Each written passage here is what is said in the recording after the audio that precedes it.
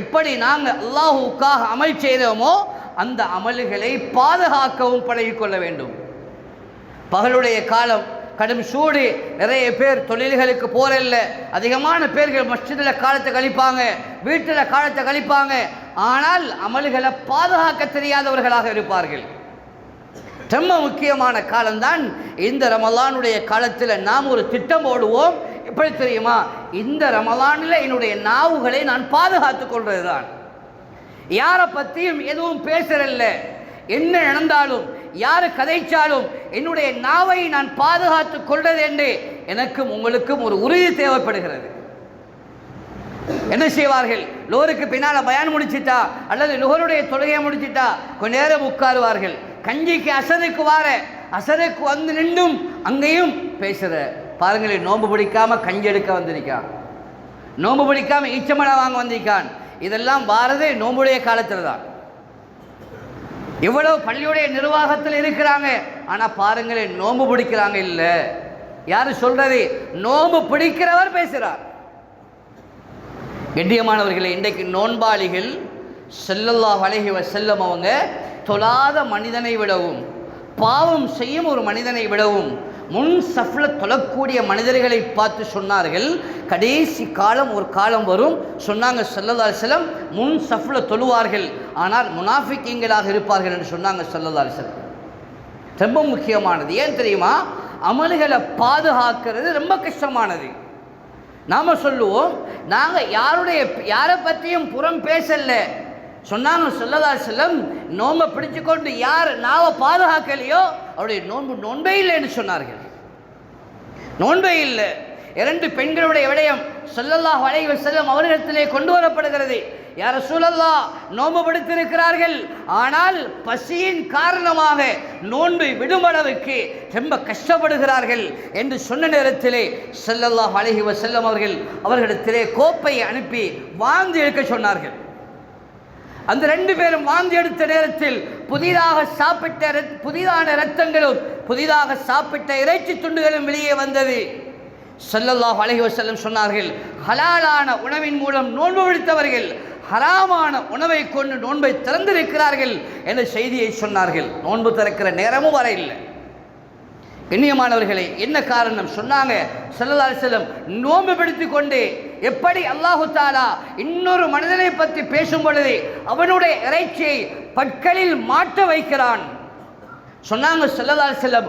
Abu Bakr, Umar ரலியல்லாஹு அன்ஹுமா 2 சஹாபாக்களை பார்த்து சொன்னார்கள், இந்த உங்களுடைய அடிமையுடைய இறைச்சி உங்களுடைய பற்களில் மாட்டிருப்பதை நான் பார்க்கிறேன் என்று சொன்னார்கள் ஸல்லல்லாஹு அலைஹி வஸல்லம். ஒரு மனிதனை பற்றி பேசுறது, அவனை பற்றி கதைக்கிறது ரமலானுடைய காலம் எங்களுக்கு கொடுத்து வச்சதை போல இருக்கும். அதை பற்றி பேசுறது ரொம்ப ருசியாக இருக்கும். யாரு நோன்பு பிடிச்சாலும் யாரு நோன்பு பிடிக்காவிட்டாலும் அது அவனும் அல்லாஹ்வும் பார்த்து கொள்வான். எங்களுக்கு சொல்ல வேண்டிய அவசியம் ஏதாவது புத்துமதி சொல்லேலும், ஏதாவது அவரை கூப்பிட்டு கொஞ்சம் தரபியத் பண்ணேலும், கொஞ்சம் உடம்பை தந்திருக்கிறான், ராகத்தான காலம், நோன்புடைய காலம், எங்களை சந்தர்ப்பம் விட்டுடாதீங்க, தயவு செய்து நோன்பு பிடிங்களே என்று அவருக்கு புத்துமதி சொல்றது வேற. ஆனால் அவரை பற்றி மற்றவர்கிட்ட போய்த்து பேசி கதைச்சி அவனுடைய கீபத்தை பேசுறது ரொம்ப கவனமான விஷயம் கண்ணியமானவர்களே. எனவேதான் நோன்புடைய காலத்தில் செய்கிற அமல்களை பாதுகாக்க வேண்டும். ஸல்லல்லாஹு அலைஹி வஸல்லம் சஹாபாக்களை பார்த்து கேட்டார்கள், உங்களுக்கு பங்குரோட்டுக்காரன் யாருன்னு தெரியுமா? சஹாபாக்கள் சொன்னார்கள், மல்லா தீனார் அலஹு வலா திர்ஹம். யா ரசூலல்லாஹ், யாரிடத்தில் சொத்து செல்வம் இருந்து அது இல்லாமல் போகுதோ இவர்தான் பங்குரோட்டுக்காரன் என்று சொன்ன நேரத்தில் சொன்னாங்க ஸல்லல்லாஹு அலைஹி வஸல்லம், இல்ல யஅதி யௌமுல் கியாமா பிஸலாத்தின் வஸியாமின் வஸதகா. நாளைக்கு வறுமையில் சில மக்கள் வருவார்கள், நோன்புக்கு மேலே நோன்பு பிடித்திருப்பார்கள். பரலான நோன்பு மட்டுமல்ல, சுன்னத்தான நோன்புகள், மாதத்தில் 3 நோன்பு, திங்கள் வியாழனுடைய நோன்புகளை நோட்டுக்கொண்டே இருப்பார்கள். ஹஜ்ஜுக்கு மேலே ஹஜ்ஜி, உம்ராக்கு மேலே உம்ரா, சதகாக்கு மேலே ஜக்காத், சதகா, தான தர்மங்கள் எல்லாத்தையும் அள்ளி கொடுத்திருப்பார்கள். அல்லாஹ் இவர்களுக்குரிய அமல்களை பார்த்துவிட்டு அல்லாஹ் சொல்லுவானாம், நீங்கள் சொர்க்கத்துக்கு போங்க என்று. அல்லாஹ் சொல்லுவான், நீங்கள் சொர்க்கத்துக்கு போக வேண்டே. இந்த மக்கள் சொர்க்கத்துக்கு போற நேரம் ஒரு மனிதர் ஓடி வருவார், யாரப் சத்தமணி ஹாதா, உலகத்தில் வாழும் பொழுது இவனுக்கு ஏசினானி அல்லாஹ், அல்லாஹ் இடத்துல முறையிடுவான். யாரப் லரபனி ஹாதா, உலகத்தில் வாழும் பொழுது நான் சும்மா ரோட்டில் போனேன் இவனுக்கு அடிச்சானி அல்லாஹ், அல்லாஹ் இடத்துல முறையிடுவான்.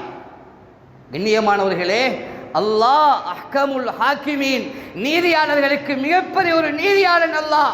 உலகத்துடைய நீதிமன்றம் பொய் சொல்லேலும், ஆனால் அல்லாஹுடைய நீதிமன்றம் அங்க பொய் அங்கு கிடையாது. நீதம் மற்றும் நடக்கக்கூடிய இடம்தான் அல்லாஹுடைய நீதிமன்றம். அல்லாஹ் விடமாட்டான்.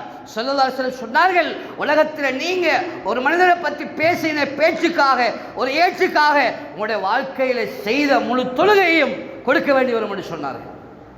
எங்களை பற்றி ஒரு 5 பேர், யா அல்லாஹ் நான் நோம்பு பிடிச்சிட்டு சும்மாதான் இருந்தேன், நான் நோம்பு பிடிச்சிட்டு பள்ளிக்கு தராவி தொலை போகாமல் இருந்தேன், ஆனால் இவங்க தராவி தொலை போன 2 பேர் என்னை பற்றி பேசினாங்க என்று அவன் நாளைக்கு மறுமையில் அல்லாஹ் இடத்துல சொல்லுவான். நாங்கள் 2 பேரும் பேசுறது அவனுக்கு தெரியாது, ஆனால் நீதிமன்றத்திலே சொல்லி காட்டப்படும். இன்னிடத்தில் இந்த நேரத்தில் உன்னை பற்றி இந்த 2 பேரும் இப்படி பேசினாங்க என்று அல்லாஹ் இடத்துல சொல்லப்படும். கண்ணியமானவர்களே, உள்ள குறைய பேசினா நீங்க அவனோட குறைய சொல்லிட்டீங்க, அவன்கிட்ட இல்லாததை சொன்னீங்கடா, இட்டு கட்டிட்டீங்க. இட்டு கட்டது தாயோட விபச்சாரம் செய்யறதை பயங்கரமான பாவம் என்று குர்ஆனும் ஹதீஸும் நமக்கு தெளிவாக விளங்கப்படுத்தியிருக்கிறது. ஒரு மனிதனுடைய மானம், ஒரு மனிதனுடைய குறை அந்த இடத்திலே முக்கியமானது என்பதை மறந்து விடக்கூடாது.